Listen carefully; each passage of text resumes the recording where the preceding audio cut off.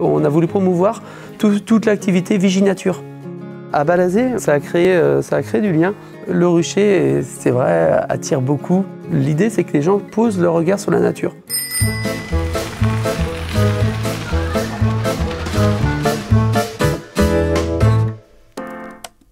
Régis Bouvier, donc, je suis responsable du service technique de Balazé, donc là depuis 10 ans. Je suis à la base paysagiste de métier. J'ai parcouru différentes entreprises pour passer dans la collectivité de Vitré, où j'ai découvert l'univers du service public et tout ce qu'on peut y faire, promouvoir pas mal de choses. Et après, je suis arrivé à Balazé. On avait des espaces verts qui étaient à entretenir et on a eu toute une volonté de le faire d'une façon assez participative avec les gens et avec une promotion du développement durable et essayer d'être toujours d'éduquer les gens, d'apprendre de la nature, d'apprendre des choses. En fait. Je suis arrivé en 2011 sur la commune. À peu près 6 ans après, on a mis en place ce jardin champêtre suite à la gestion des financiers.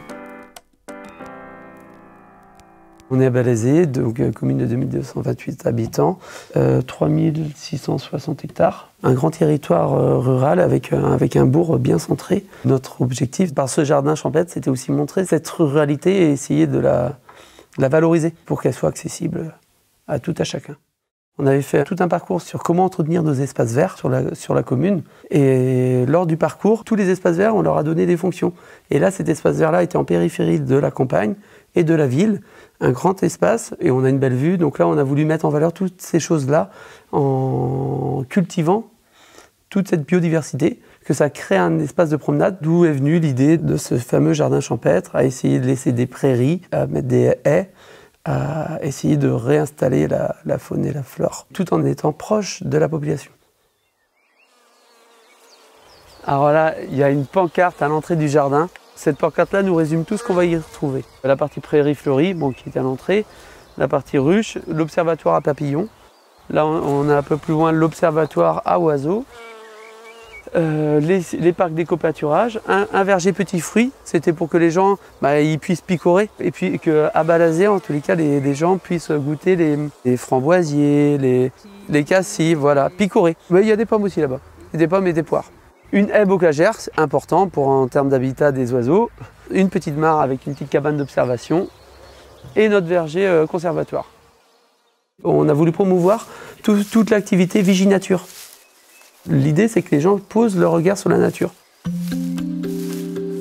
Ce panneau-là, c'est les oiseaux du jardin.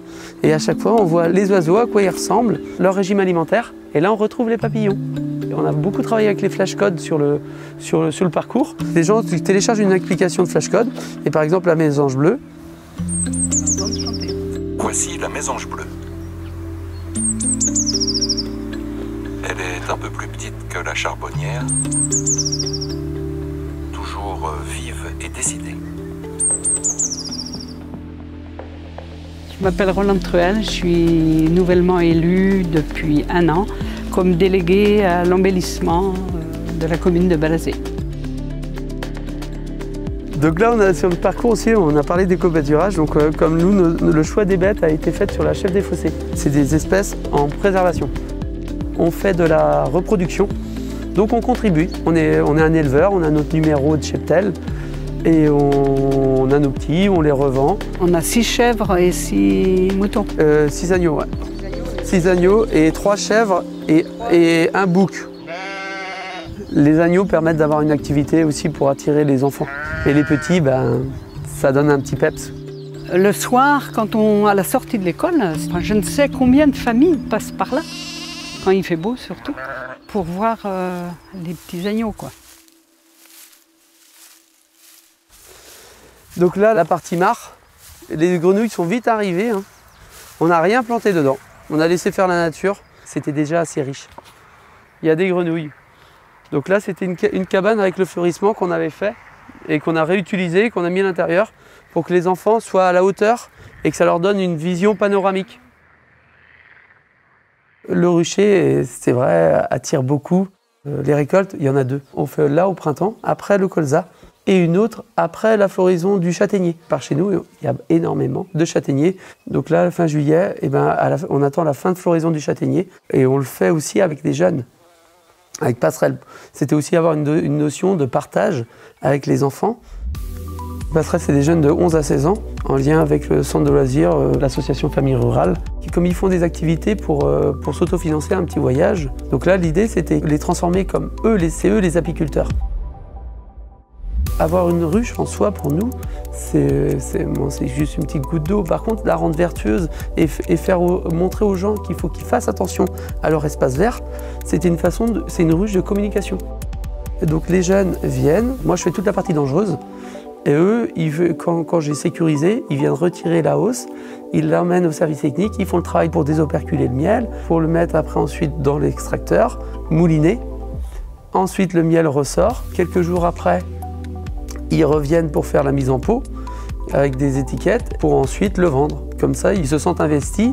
Il y a une notion de travail et de retour. Tout travail mérite salaire. Et de ce fait-là, ils veulent que les abeilles produisent plus. Donc, en fin de compte, là, c'est aussi un outil pour ouvrir les gens à la protection de la nature, à la protection de l'environnement en règle générale.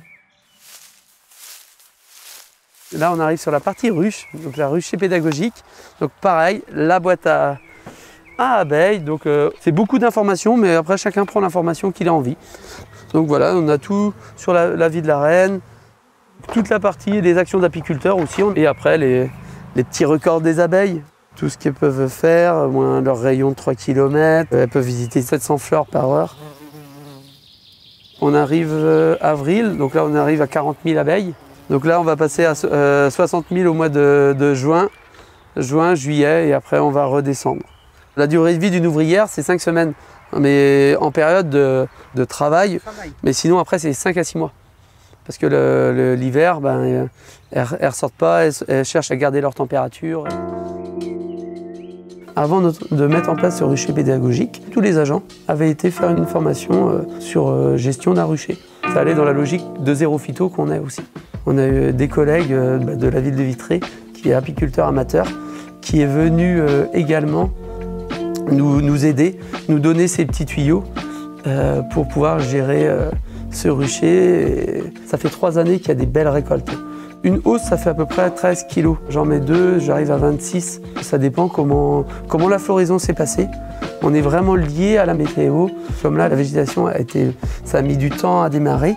Donc la floraison va être peut-être plus courte. Il fait froid le matin, donc elle commence à travailler un peu moins vite. Donc moins de temps de butinage. Donc au printemps, cette année, on va peut-être faire 15-20 kilos, quoi. Donc là, les gens peuvent venir observer par eux-mêmes la ville du rucher. C'était vraiment notre objectif, c'était que les gens soient proches des animaux, soient proches des abeilles. À Balazé, ça a créé du lien. C'est des gens, quand ils font leur balade du dimanche, qu'ils ont du monde chez eux, viens voir nous on a des abeilles. Qu'une collectivité gère son essaim, c'est bien, mais je trouvais ça plus vertueux que les gens constatent par eux-mêmes. Et là, on a vraiment une démarche éco-citoyenne. Bonjour, Stéphane Douabin, je suis maire de Balazé maintenant depuis quelques mois. Nous avons souhaité mettre en place un marché donc, de produits locaux avec des vendeurs issus de la commune de Balazé afin de promouvoir et faire un lien entre les agriculteurs, les consommateurs et donc les produits sur un circuit court et d'avoir donc un dynamisme et un lieu de rencontre pour nos habitants de Balazé. Ce marché est dans la continuité des actions qui sont menées à travers le jardin champêtre ou ce qui a été mené avec les agents de la commune et la commission environnement, donc en lien avec la ruche bien entendu, le lien avec les enfants de l'école et la bibliothèque.